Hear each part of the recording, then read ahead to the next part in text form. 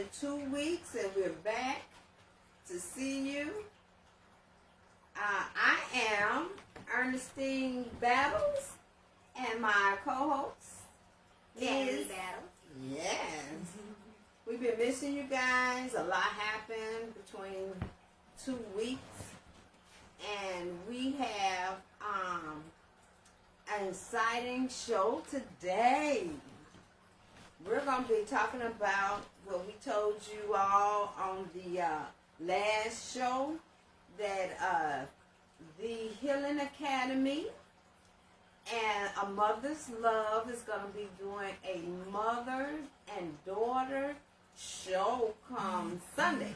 It's finally here.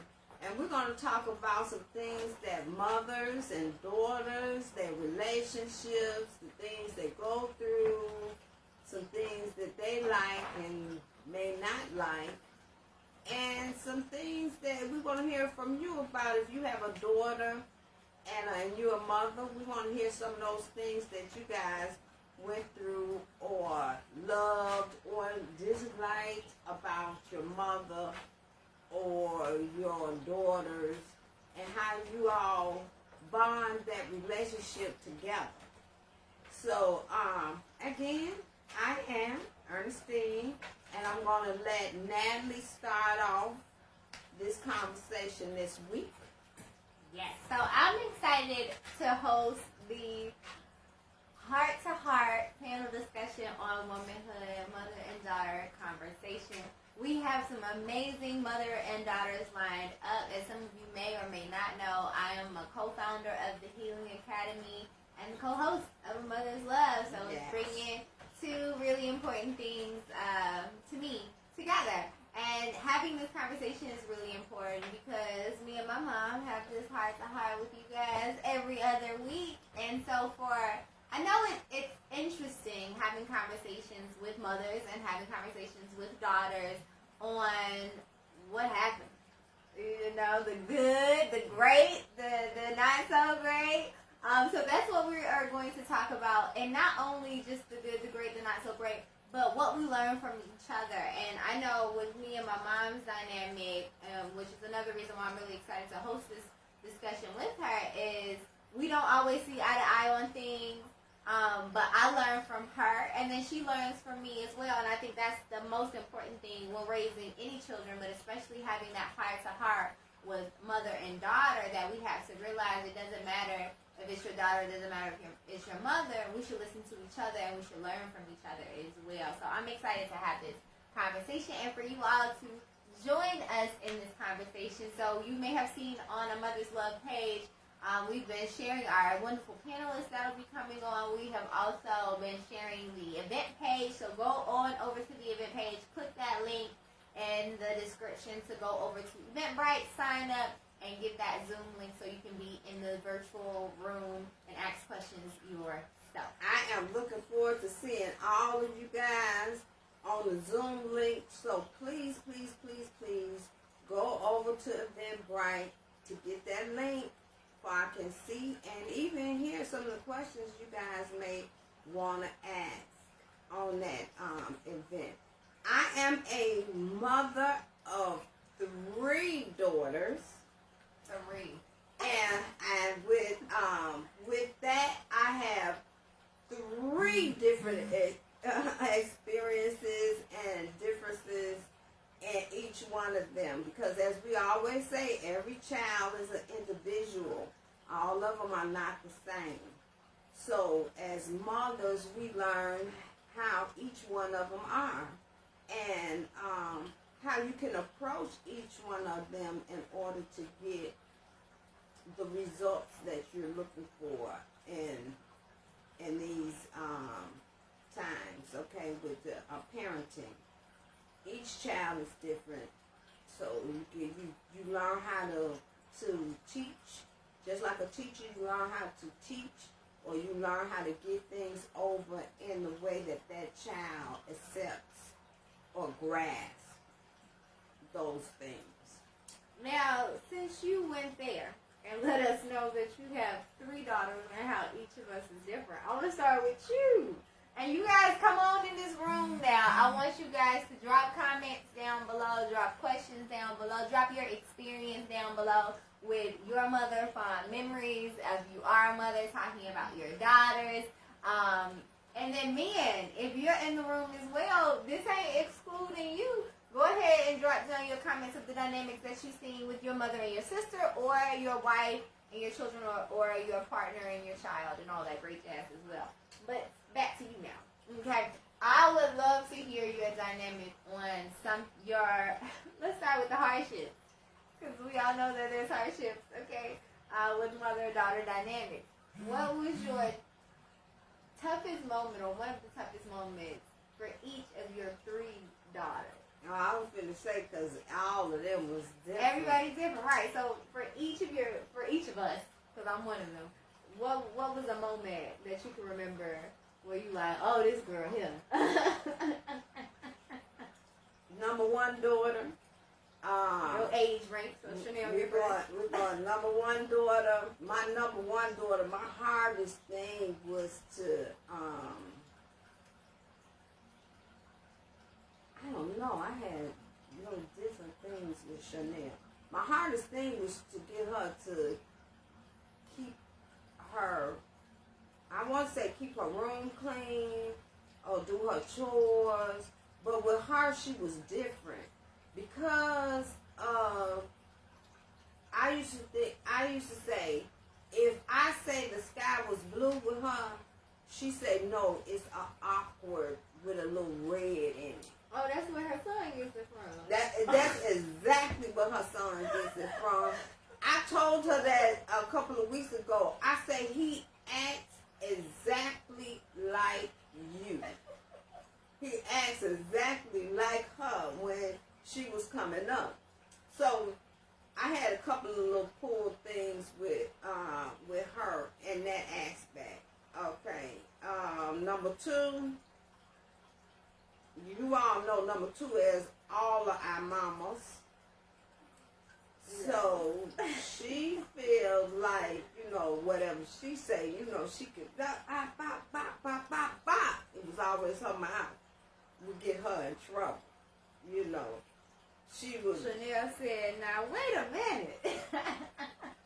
No. She also said, hey queens, we looking lovely. Thank you, sis. Thank you. So that one, her mouth got her in trouble all the time. You tell her to shut up, she was going to keep on talking.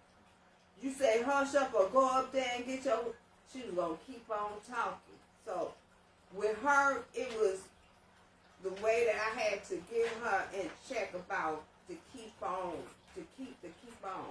Because she felt that she was all our mama, so she could do whatever, she could say whatever she wanted to say. And right now today, she's the same way. She all about mama. You got some age up on her, so she feel it for real. Yeah, she all about, including my mama. She's my mama too, And I could have swore I gave birth to her all them years ago. But that's her personality. So, I learned how to get around that too. We ain't gonna talk about that. Okay, and then the baby girl.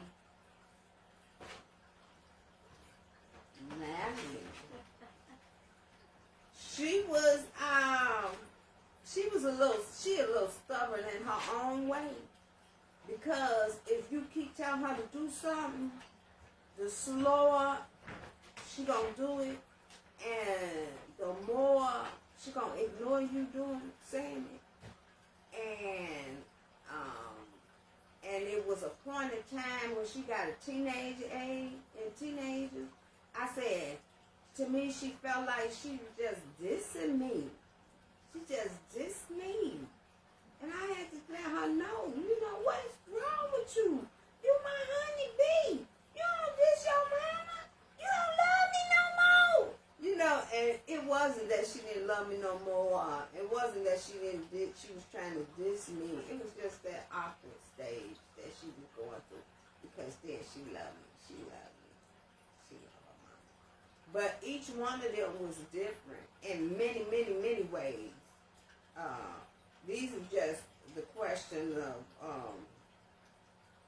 that you said I have like troubles or whatever. Those was those.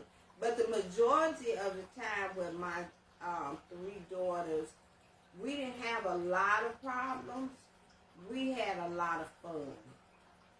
So we got in the living room and we would dance together. We played games together. We sat and talked and read together.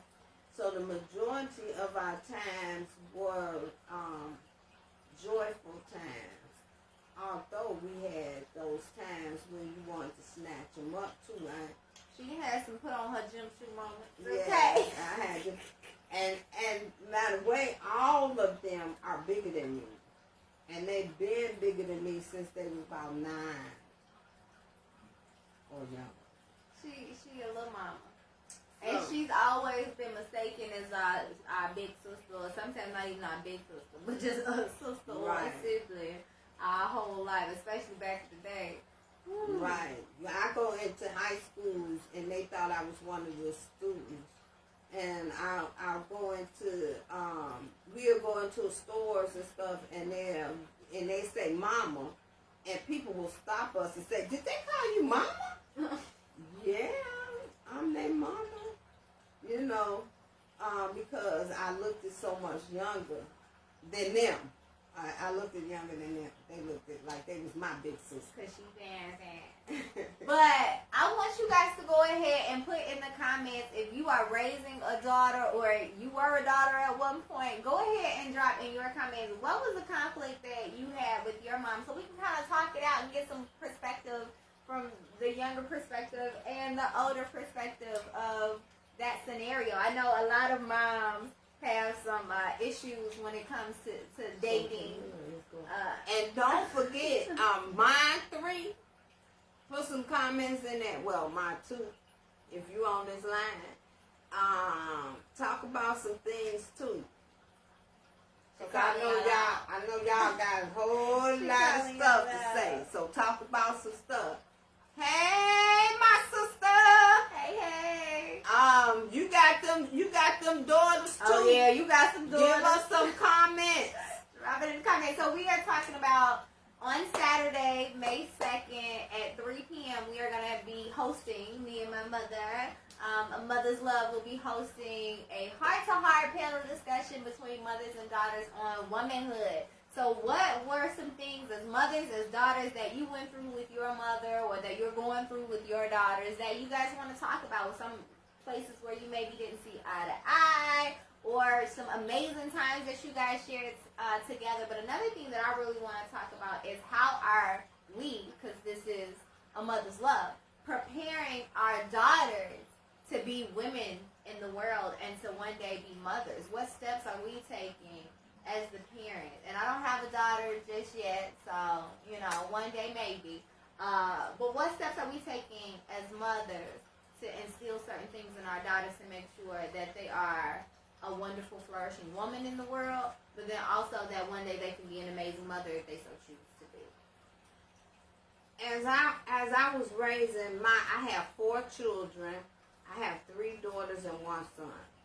So as I was raising my children, I knew what I showed my daughters, they will follow. Because how do we learn? We learn by seeing, and we learn by mimicking, and we learn by what they actually show us more than what they actually teach us or tell us. Because we grew up on that. It's not what I do, but it's what I say. But I learned that you have to do it in order for them to see it, for they can transform in it. So, I was a mother, and I was doing what a mother did, which was take care of her family. My daughters, I taught them how to clean, because my mama taught me how to clean, okay? And I taught them how to cook, some of them didn't catch on, okay? And I taught them how to be even a mother and how to respond to your children when they come to you certain ways. I mean, they come to us all type of ways. And sometimes we get so upset that we want to choke them up. But if you choke them up all the time, guess what they're going to do when they get their children? They're gonna choke them up too. So, but I always set them down and talk to them and try to, let them know what they was doing and why I don't appreciate what they just did. Communication. Right. And another thing, you ain't finna disrespect me. Because a lot of kids don't understand what disrespect is. They think that you cussing them out or you doing this or you doing that. No. If I ask you to do something and you refuse to do it, or I'm going to do it when I get ready to do it, that's disrespectful to your parent. And you don't want to say, well, I'm raising you. I'm seeing after you. I'm paying for everything that you need. I feed you. I clothe you. Because you don't want to say you that? You don't want to just say that, because this is not the reason why you should respect me. You should respect me, period, because of who I am. But I also don't think a reminder every now and then is wrong. But you should respect me for who I am. Mm-hmm. That too. And so, and anybody, be respectful to people. When you respect yourself and respect others, you get more out of it. And that's go for us as parents too. If we're respectful to our children and show them what respect is and how to give it, they will be willing more to respect you and give it back to you because of what you did. Because I was thinking about when I was growing up, I was respectful to my elders, and it was not because I was beaten down that I had to be respectful. It was just like a norm. It was like a norm because we was brought up that you said yes sir, no sir, yes ma'am, this ma'am, yes I can do that, and you did it then. And if you didn't, you got beat down. Though sometimes you got beat down, but I was not the one that got beat down. Okay. Yes ma'am, no ma'am, yes sir, yes. And I was my mother told me you know I didn't have to say yes ma'am all the time to her, but I could speak to her in the fashion of respect. Would have been yes mom. No, never what? Huh?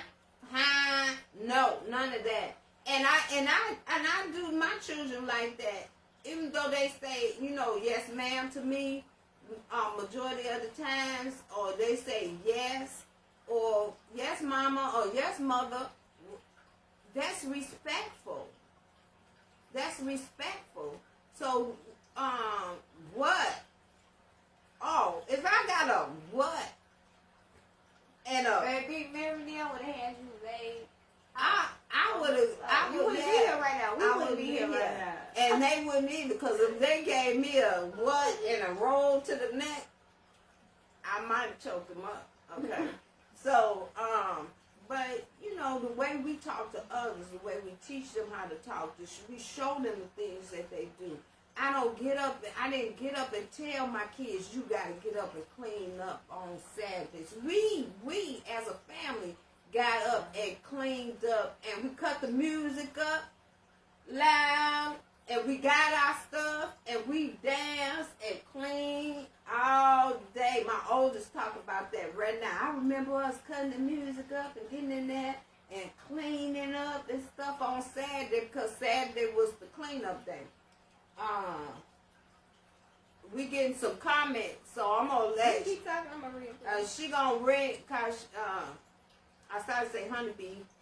Natalie is gonna read some comments in a minute, and so what you show them? What are you gonna show them? How are you gonna teach them? Cause what they see in you is what they're gonna do in reality, regardless of what you tell them. what they see in you is what they're gonna do. So, absolutely for that part. I think when it comes to raising any child, male or female, but specifically our young women, it's not only how they respect and treat everyone around them, especially their elders, but everyone around them, but also how they respect and treat themselves. Because how they treat others is going to reflect on how they treat themselves. And I'm going to say this before I read these comments. Y'all take it how y'all would like. But there is a diminishment that's happening of young women really respecting themselves and how they carry themselves. And I am not a judger. Y'all live your best life however you live it. And if you ain't hurt nobody, get your life. Okay? But we also have to understand that we are training these type of behaviors.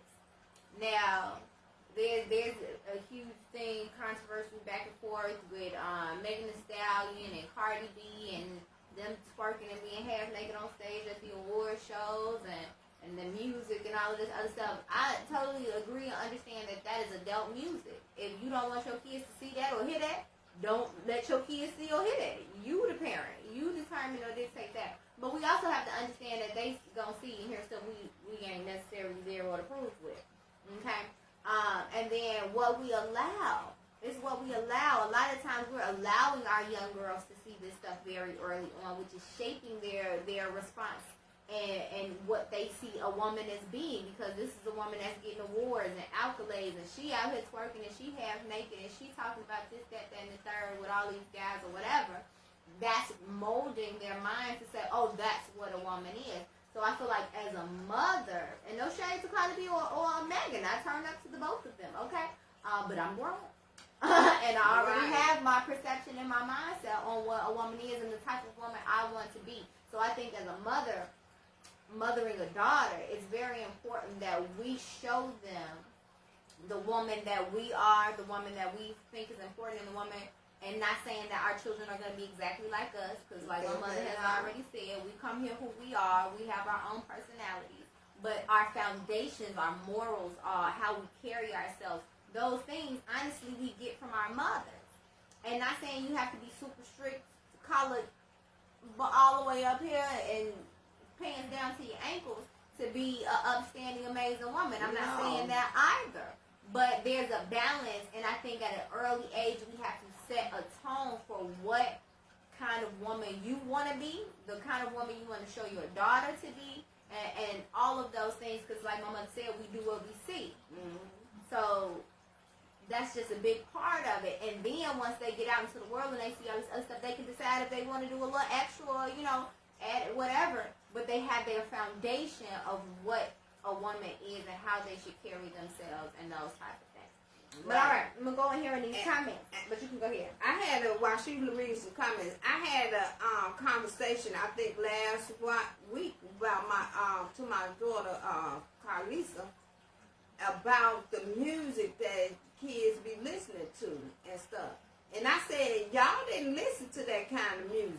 She said, we listened to it. We just didn't listen to it around you. I said, that's right.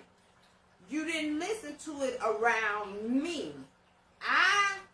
If I heard you all, even after they got like 20s, 18s, 20s, when they was playing their music, if I heard that music with all this cussing and calling women bees and all of that, I made them cut that off in my house.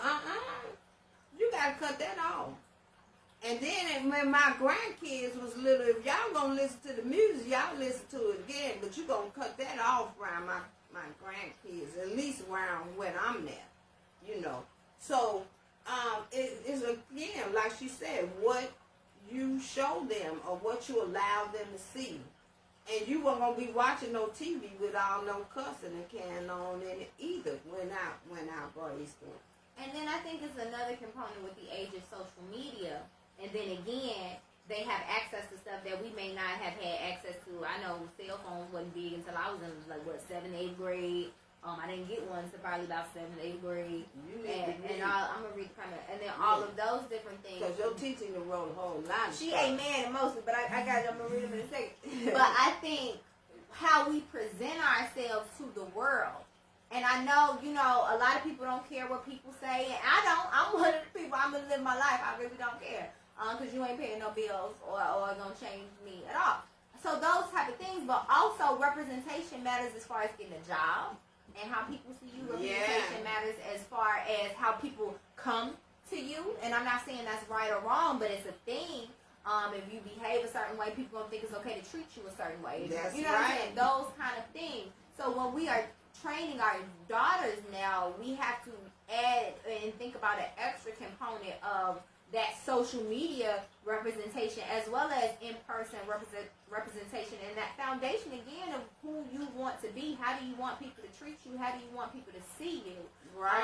And I see younger and younger young girls, teenagers, 12, 13, 14, 15 years old, and sometimes younger, twerking and rapping the lyrics to these songs, no censor version, talking about what they gonna do and who gonna do what to them. And I'm like, do you even understand what you're saying? And their parents are okay with this. Right. And so like, you're putting that type of thing out there to the world, so you can't be mad, or you have to be understanding when somebody address you in that way, because that's what you're putting out. And again, not saying people can't turn up. I turn up, you know what I'm saying? But y'all don't see it. And if you do, it's going to be a certain, you know what I'm saying? Like, we have to monitor where and when things come out. And for an early age, and a lot of times it's pedophiles out here and all types of other stuff, we want to make sure that our young ladies are representing themselves in a certain light. And we want to make sure that we are showing them by example that we're going to represent ourselves in a certain light too. And again, I'm not judging anybody or throwing any shade, because I like to dance just like the next person. But I think there's a time and place for everything, and I don't think everything needs to be on social media either. But again, my opinion, not judging nobody. Now going into these comments, Charnel said, for you talking about choking people up when you was telling your story, that she remember you putting on the gym shoes and running up on Michael, who was about 6'3", and 250 pounds. Yeah, I remember that, yeah. And he was scared to come out the house looking out the window, okay? Yeah. So she reminded on that one. And then I think... But he was messing with my baby. That's what Which she was said. her. He was messing with my baby. I put them gym shoes on, and I went down the street, so did, and told him to come on out the house so I could whoop him.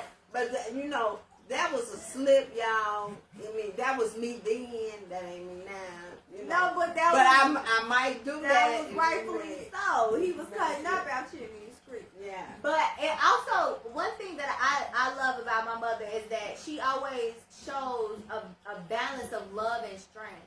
It's not, I'm going to love you so much, I'm going to let you take advantage of me, or I'm going to be taken advantage of. She also shows strength. When it was time to put that foot down and let you know something, she's going to put that foot down and let you know something, but she's going to say it with love first. And if you ain't accepted with love, she might say it a different way. But she always showed a balance of love and strength. Everything that she does comes from love and how she ministers to people. And I was listening to her on the phone the other day, and I started thinking, I was like, oh, is that where I get it from? That must be where I get it from. And I told her, don't be denying the people the gift that God then gave her, because she ministers to people's soul to where they are.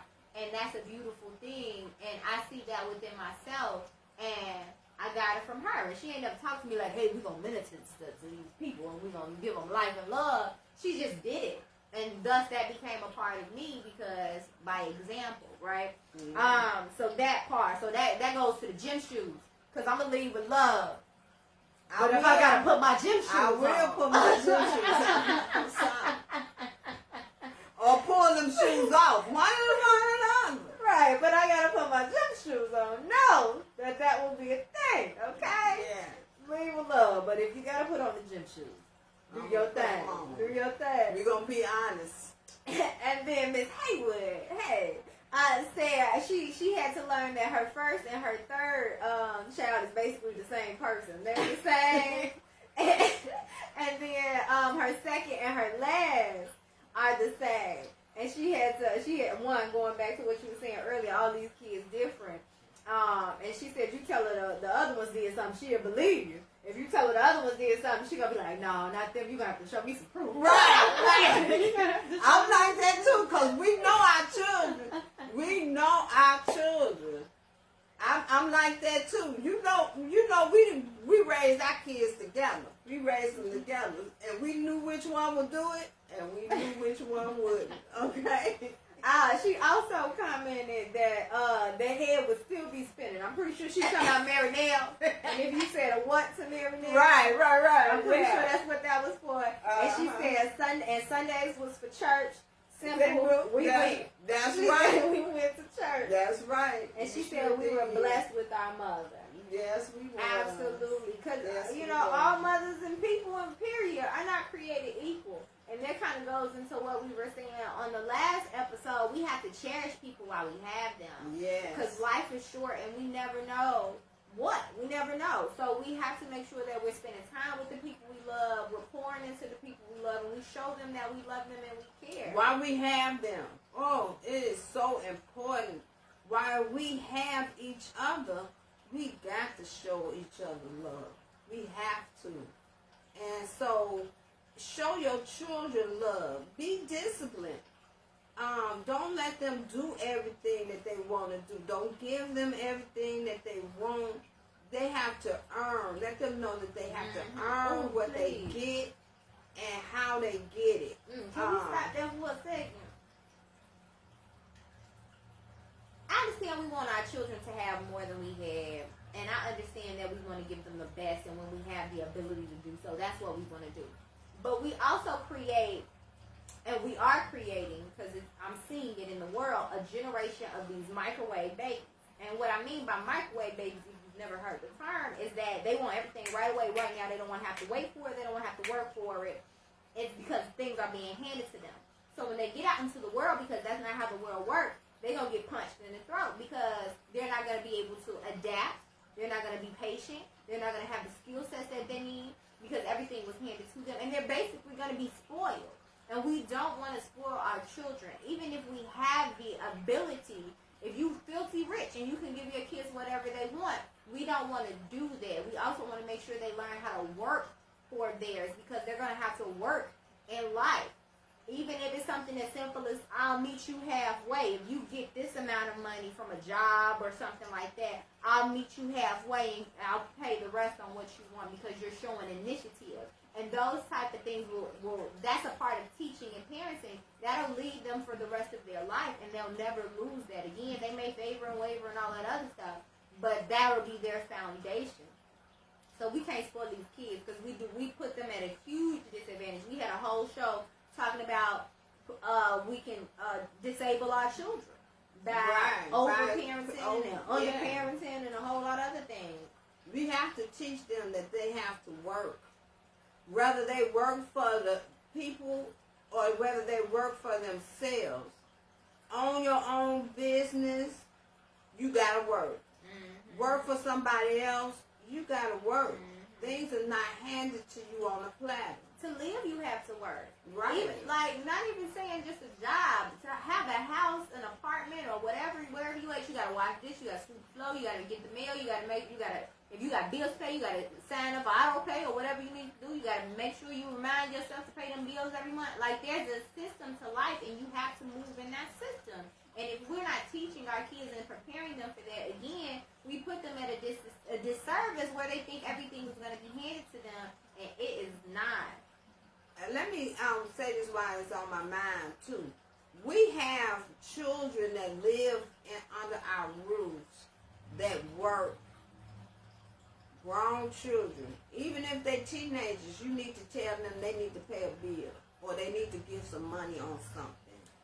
We mess up our children like that, too. You have grown children living under your roof figuring that they don't have to pay no bills because you pay them. You pay them. But we all living together. And we all have to either pay a bill or help each other out. And again, even if you can afford everything, it's even not if you teaching take them. their money and say you're going to pay this amount of money for whatever. even if you don't need the money and you take that money and put all that money aside for them and give it back to them later, you're teaching them that they have to contribute. And responsibility. You have to. You have to. I know my mother had never asked me for no money when I was living. But I knew we all lived together. And I seen my mother pay bills and struggle on my way up. So when I got my little first public aid, because when I first got, I was on public aid first before I worked. So when I got that check, I made sure I gave my mama some money. I made sure I bought something for the house. She didn't ask me for it. This is what I chose to do. Because she also instilled mindfulness into you. And right. A lot of people are not mindful of other people, of situations, of feelings. We don't pay attention because we're so auto-focused on us and ourselves and me and mine that we're not worried about what we don't see other people around us. Yeah. Because I want my money for me and what I want my money on. But your mama's struggling. Why wouldn't you help her? So we have to teach mindfulness. That is taught. Yeah. Absolutely. So we have to do that. We can't be disservice in our children. We have to teach them that in order to live, we have to pay. Okay? And that we gotta work together. Because just like my mom, when I got ready to move out, she had saved every dime that I gave her, and she gave it back to me. So, but we gotta teach them that. I ain't never did that. I spent all the money they gave me on the bill. I ain't have no time to say. Her and my G, they had them bills together. But me, I had to pay them bills. I had 4. I told y'all 4 people. They had 1. So I'm going to go back to the comment. So again, Diamond Haywood say, I never played with mine. You can't be friends with your kids. Yeah, you can't get on their level. I'm your mother. And not saying that you can't enjoy your children, you can't have fun with your children, you can't do none of those things. But at the same time, there's a level of respect that you have to keep with your children. They have to understand there's certain things that you will not say or do around me. You're going to put some respect on my name. I'm your mother. But we can have fun. We can talk. You can tell me what you need to tell me. I'm going to respect you, and you're going to respect me. But I'm not your age. I'm not your friend. And I think that's a balance that comes with that we have to remember as parents, because we do want to enjoy our kids, and we should enjoy our children. I think now more so than our ancestors in the past and our grandparents and our great grandparents, where they a lot of times probably couldn't really enjoy their children because they were out working or whatever it was the situation called for. We can enjoy our children and make sure we spend quality time and all of those things, but at the same time we have to have that level of respect and that level of mindfulness that we are teaching our children so that they can go out into the world and share that with their life partners, share that with co-workers, family, friends, and just be well-rounded people. Because again, that goes to, she has another comment talking about listening to music. She said, you're going to have them turn that mess off. That's another thing. I'm not your friend. I'm not going to, even if I listen to the song, I'm not going to turn up with it with you. That's right. That's right. You ain't going to turn up with me. If it's not appropriate, So I might listen to the song in my room. I know a lot of people that got their children, they're grown children now. I'm mindful that they are grown. That cuss around them like it's normal. It's just normal. They call all kind of MFs and stuff like that. I know we got grown kids, and most of the time they may slip a word through, and they be like, "Oh, sorry, mama," something like that. But to just me and y'all, we gonna have a conversation, and I'm cussing and you cussing, and we calling them all kinds of. I'm not finna do that. I'm not. I mean, if that's what you do, that's what you do. But I'm not. We don't judge. We can only come from our opinions and how we feel on things. But another thing she said was it's all about respect. And I think she also said, this goes to the point I was making about Megan Thee Stallion and Carly B. Boss said he talking today. Boss said, yeah. He said he in this episode.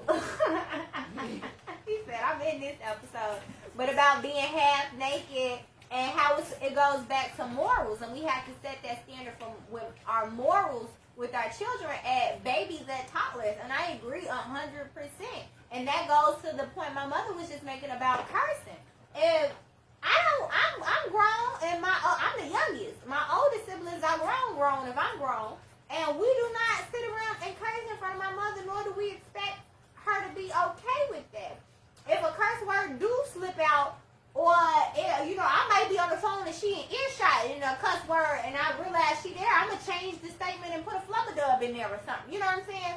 Or even if I have to talk to her and say what somebody else said and they curse, I still feel a little uncomfortable saying it, So that's just the level of respect I have for her, because I know that's not who she is and that's not who I am.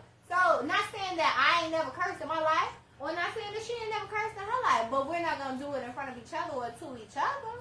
Right. And that goes back to the morals and the respect. We have to instill morals and respect. Yeah, we all want to have fun. Yeah, life is a little different. Yeah, we want to have a good time.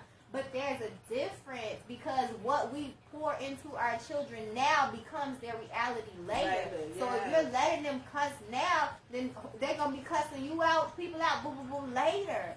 And even if you explain to them what a curse word means, like really making sure we're communicating on how their actions, and not just hollering off and slapping them because they cut, but communicating what that type of behavior means. Mm-hmm. One thing Chanel said a couple shows ago when we did our celebration, parent celebration, was Solomon wanted to rap, and she told him he didn't have to always curse.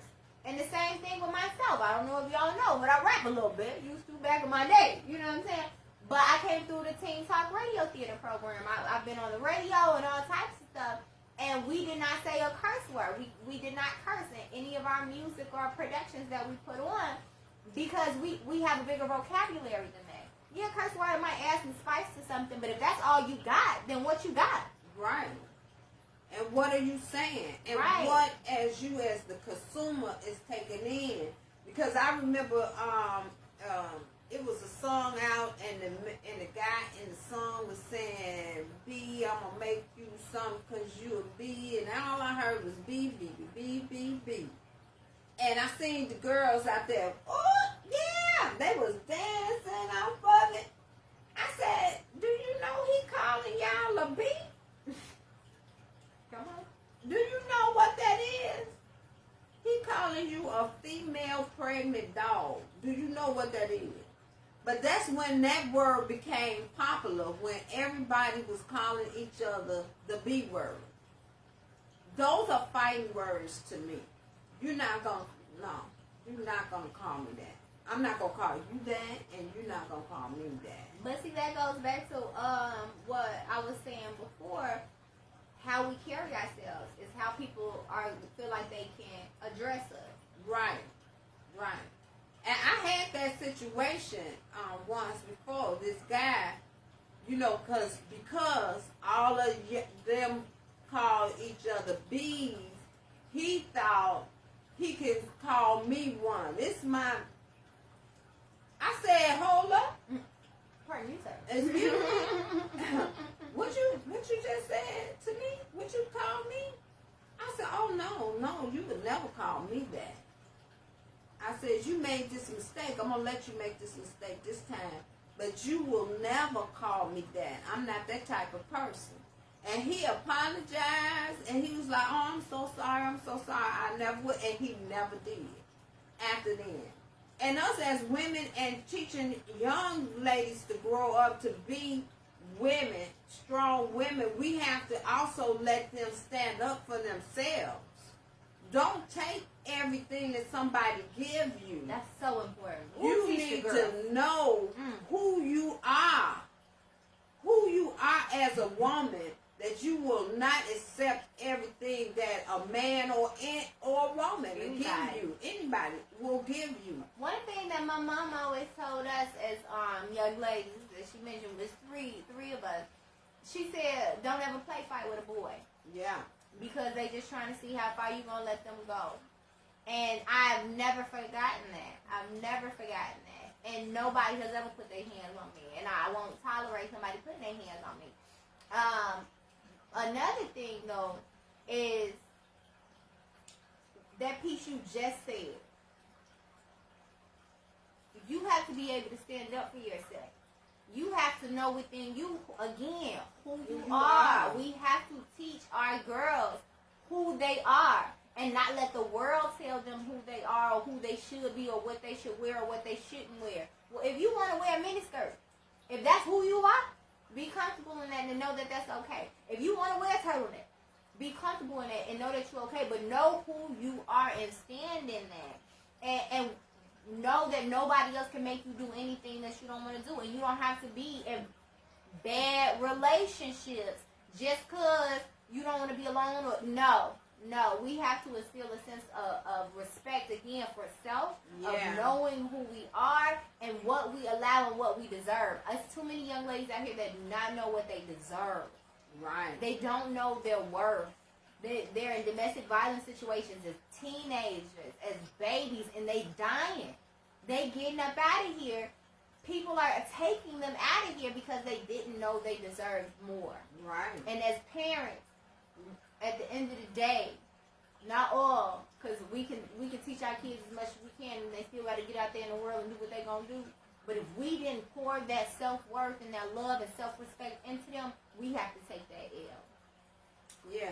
I always know they are queens. I worked in the school system. I was a cook and then a manager at Chicago Public Schools. And when those young ladies came in and the young men came in and they be cussing and all, acting all like that, I will stop them. I say, hold up, wait a minute. You are a queen. Young lady, you do not speak in that manner. And I tell the young men that they were kings. You are a king. And you have to show your authority in the way that you are, that you think that you are. And you are a king. I'm letting you know you're a king, and I'm letting her know she's a queen. Absolutely. And we have to. Again, our babies are dying. These young ladies are dying, and if they're not dying, they're getting caught up in some mess. That they're being traumatized and hurt because they continue to allow themselves to be in these situations with people that do not deserve them because they don't know what they deserve. So it's up to us as parents, fathers, if you on the line, mothers, to teach our daughters what they deserve. It's important to teach our sons as well, because there's a lot of sons that are out here going through the same thing with women. Right. So we have to teach our children. That's true. But since we're talking about mothers, daughters right now, we have to teach our baby girls what they deserve, so they can grow up to be women who stand on that. Mm-hmm. It's okay to say, I'm good, love, enjoy. It's okay to say, you're not the one for me. It's okay to say no. It's okay to have your list of non-negotiables. If you're doing any of these, that means you're not for me. Right. It's okay. It's okay. You don't have to be a ride or die for somebody that's not going to ride for you. You don't have to. You don't have to get beat. You don't have to do any of those things. And so it really hurts me when these young ladies are dying and are fighting in these situations and for relationships. It's like, you don't know how beautiful you are. You don't know how powerful you are. You don't know how intelligent you are. Mm-hmm. We have to show them that. They don't come out magically knowing that. We have to show them that. Mm-hmm. Chanel dropped down here in the comments about you.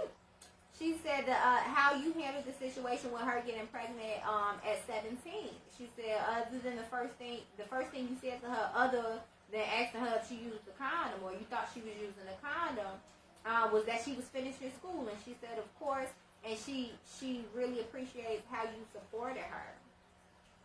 She was never ashamed, and you were never ashamed, and neither was she.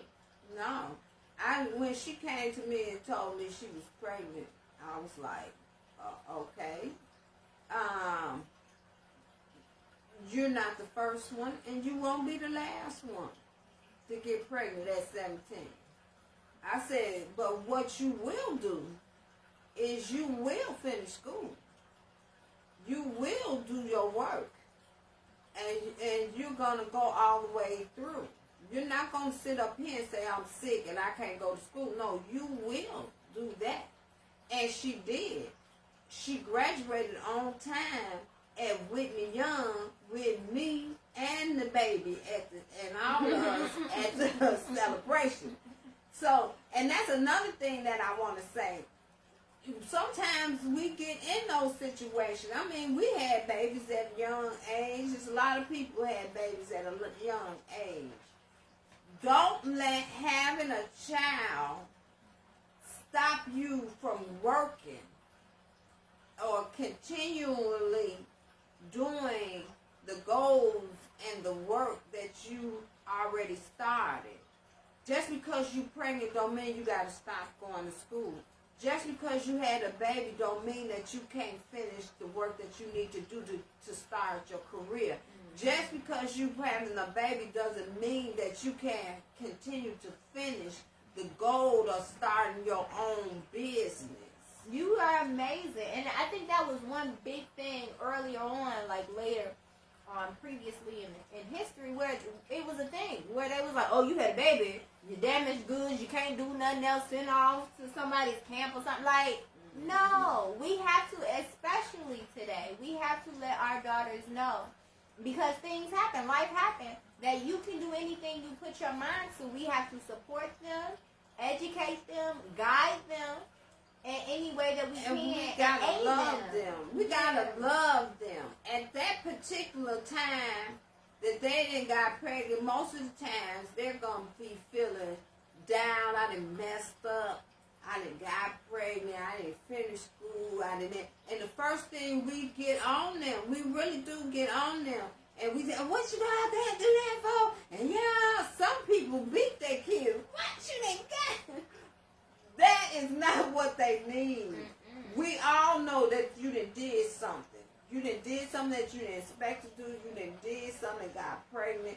So now, what is the thing from this? We're going to work together. We're going to do this. And we're going to, through love, we're going to make this thing work. And children are blessings. And that's what we do. And it was not only her that got pregnant. I mean, we all lived in a household.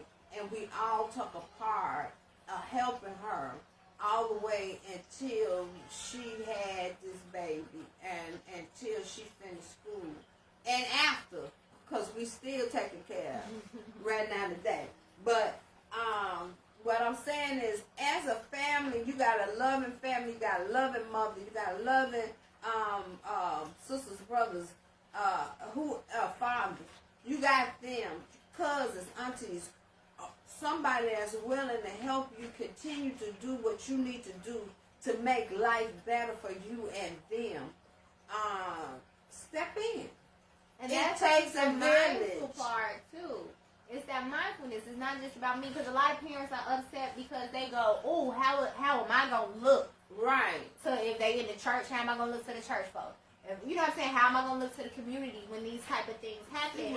And so they're upset at the child for something like, you probably would, I don't know y'all but you probably was having sex at the same age as child got pregnant. You just didn't get pregnant. Right. So it's like we have to be understanding and then be there to support your child and let them know that they can still accomplish their goals. I know people who have took their children to have abortions at the last second, like if they was a week or 2 or 3 days later, that they wouldn't be able to have one, all because they didn't want to look bad, or all because they graduated and what you gonna look like going across stage pregnant, or what you gonna look like going to prom with a big belly, you know, all because of what it looked like.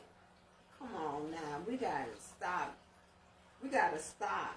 And what do you think your child feels when a mother or a father come to that child as if they did? They never forget about that baby that they had to abort. Or you wouldn't even understand the trauma that they had to go through because you putting them through it. You not living through it.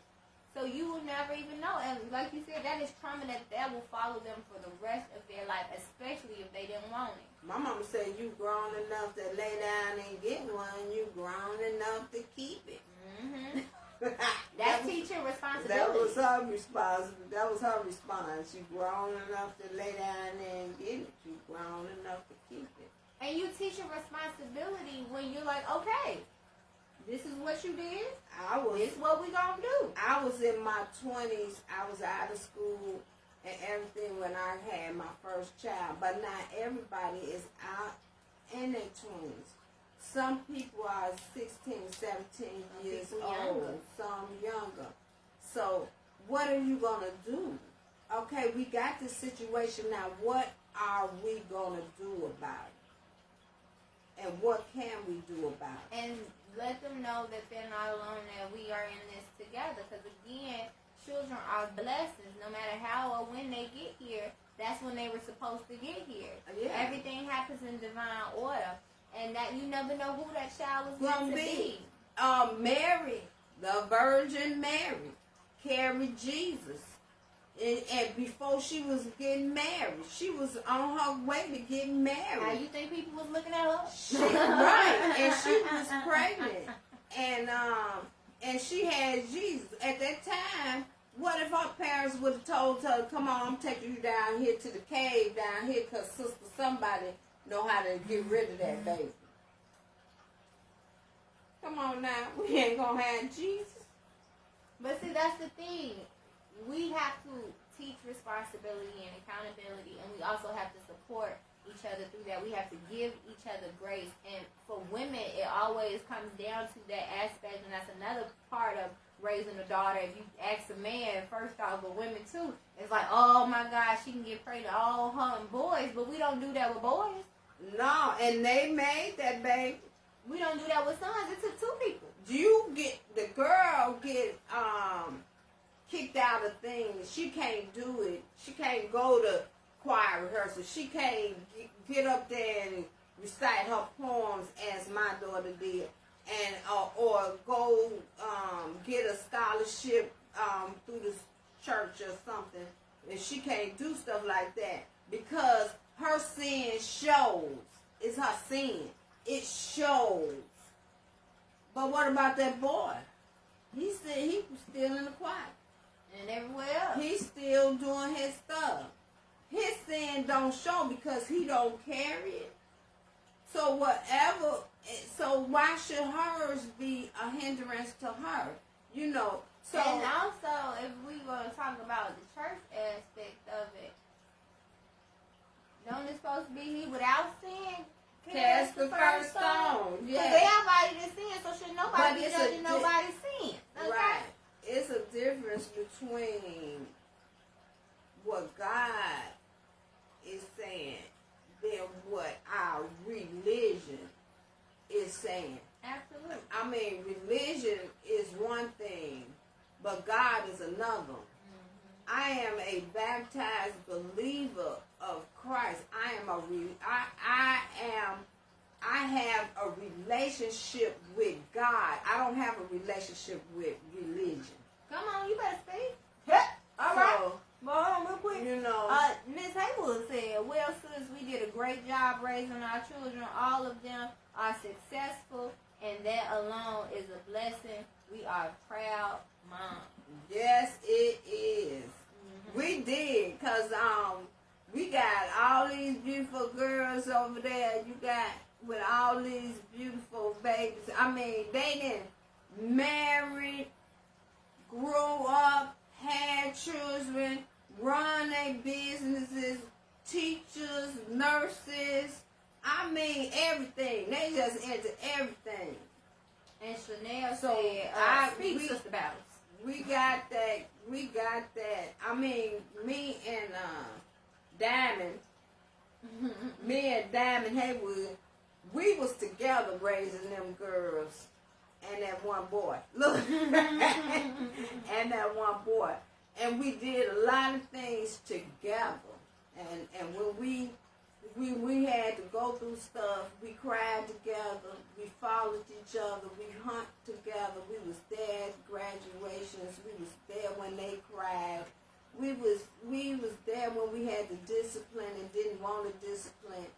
And they grew up to be some marvelous children. Praise God for that. I mean, God truly blessed us in that aspect.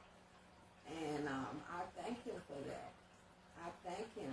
As we might have chased them when they was young, but we sure ain't had to chase them while they was grown.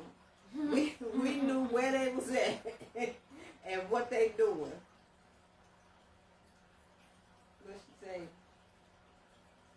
Yes. Oh. She said yes, many had their tongue on them, but they showed out.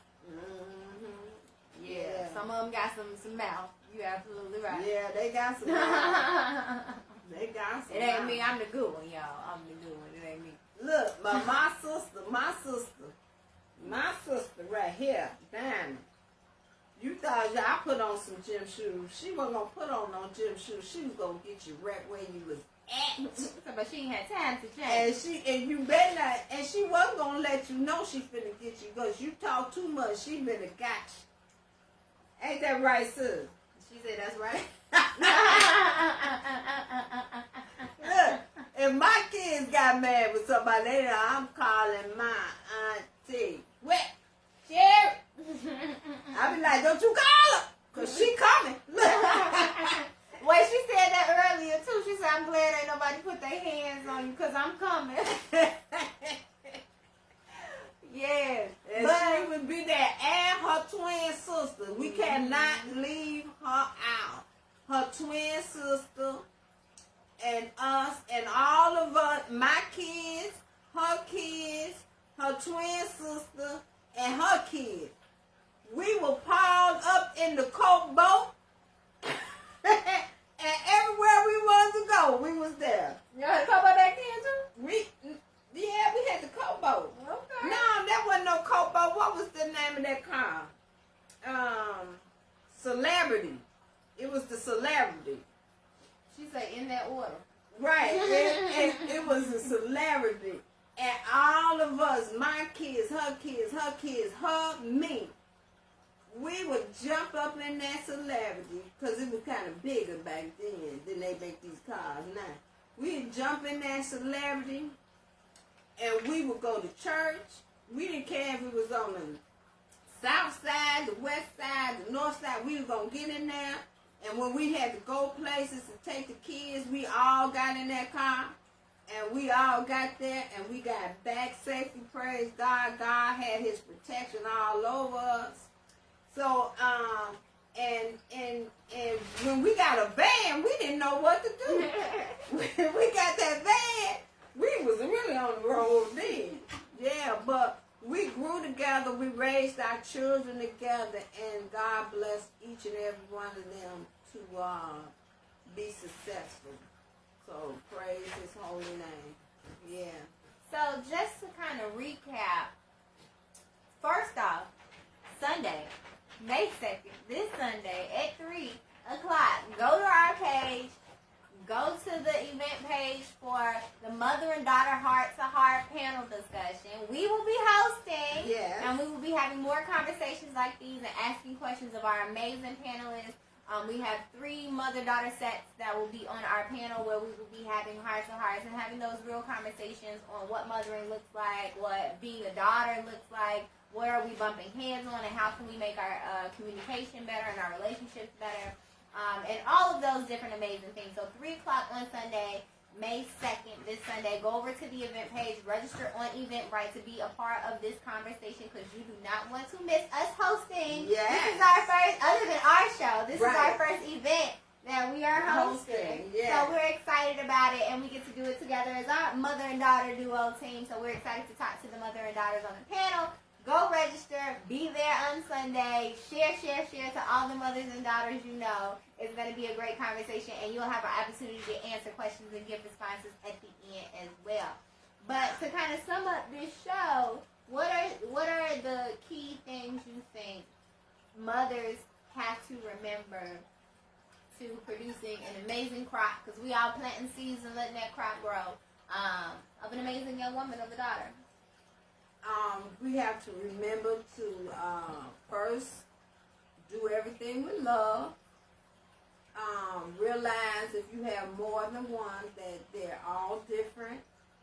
So you need to learn to communicate with them in the way that they communicate. Be disciplined, but be, I don't want to say lenient, be firm, but disciplined. in how you teach them and what you allow them to do. But give grace. But give a little grace in that, and love them and show them. Show them by example who you are and who they can be, and also teach them that they are an amazing woman, and they will be the queens of their own world, and not to take just anything.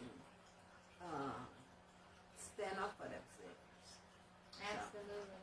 I think teaching morals, as we discussed, teaching respect and responsibility, a sense of self-worth, teaching confidence is very important. Leading by example is huge, because we are going to do what we see, not necessarily all the time what you tell us. So leading by example, and making sure they know who they are, making sure they have all the opportunity to figure out who they are, giving them that space to decide who they want to be, and then reinforcing that with love. Even if they make a mistake on their journey along the way, remember that when you were their age, you made several mistakes as well, and giving them grace, but also correcting them, to letting them know that they can get back up again, and they can fix those mistakes and make the most of that situation. But again, like my mother said, it all comes back to doing everything with love, again, respect, instilling those morals, and making sure that you teach them that discipline and that responsibility and exactly who they are, which is amazing. That is how we feel. Some of the ways of how you can make an amazing young woman and reach your daughter.